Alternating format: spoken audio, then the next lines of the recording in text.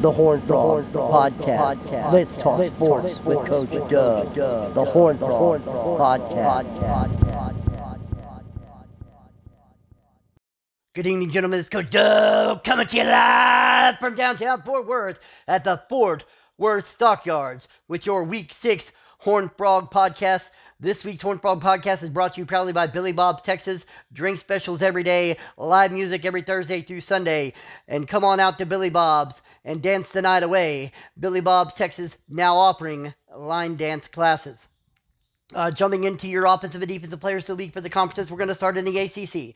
The ACC matchup between Virginia Tech and Oregon brings you the ACC offensive and defensive players of the week, as well as the ouch performance of the week. The Ducks got the win, but only held an 8-point lead to start the fourth quarter. But with pressure mounting and time dwindling, costly mistakes by the Hokies allowed Oregon to dominate the fourth and get the win with the final score, Oregon 53, Virginia Tech 24.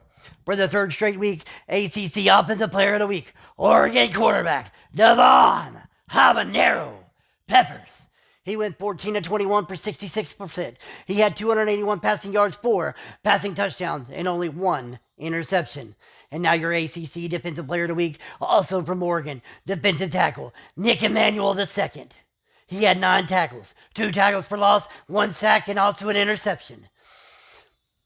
And that leads us to your ACC ouch performance of the week, which comes courtesy of Virginia Tech quarterback Floyd, the gunslinger Silver, who looked more like Marty McFly than a gunslinger as he went 22 of 39 for 56% and 8 interceptions.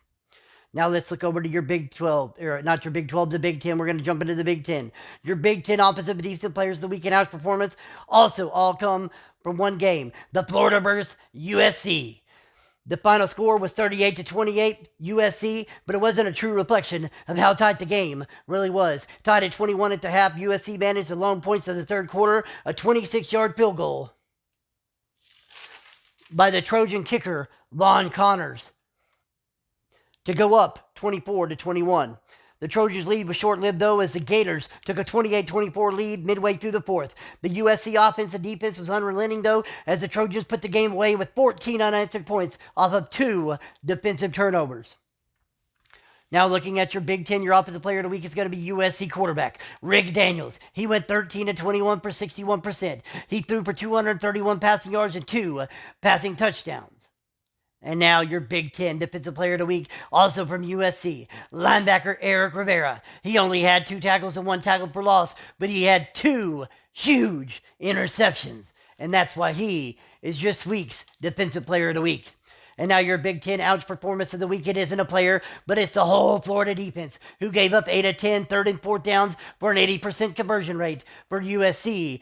And that's why the Gators defense is your ouch performance of the week in the Big 10. Now let's look over to the SEC. Your offensive player of the week in the SEC is going to be LSU wide receiver Delvin Antoine. He had 7 receptions, 310 receiving yards, averaged 44.3 yards a catch, and had 5 receiving touchdowns in a shootout with Miami, which featured 7 interceptions, 5 of which came from LSU quarterback Brett Kelly. And with the Tigers defense allowing 617 total yards to the Canes, LSU's 54-49 victory was nothing short of a miracle. Now your SEC Defensive Player of the Week is going to be Auburn linebacker Larry Otis.